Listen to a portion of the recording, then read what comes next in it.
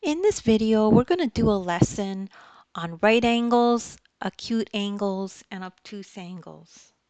Okay, so this video is going to be a lesson on right angles, acute angles, and obtuse angles. So a right angle looks like the corner of a square.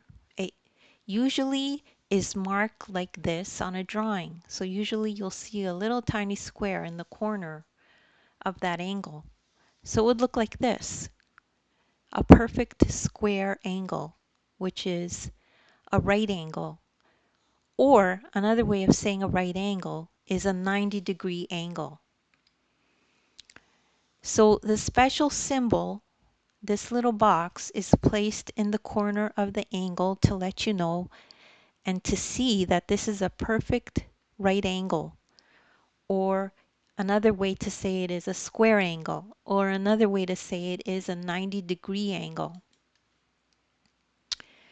The next one is to see what an acute angle is. Okay, acute angles are less than right angles. Okay, so how does that look? It looks like this. See, the box doesn't fit in there. This is an acute angle. It's less than 90 degrees. The right angle symbol is too big for the angle. So now let's do obtuse angles. Obtuse angles are greater than right angles. So how would that look? This is how an obtuse angle looks. So this angle is much greater than the 90 degrees or the right angle. So the box doesn't really fit there perfectly, right? Like there's a gap here. So we know this is not a right angle, it's an obtuse angle.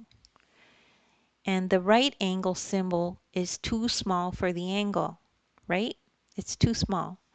So that's how we can tell a right angle, an acute angle, and an obtuse angle. And if you don't understand this right away, don't worry. Anyone can do math. Just rewatch the video. Also, there's resources in the description and a link to an ebook that you could also download to give you a hand with understanding this.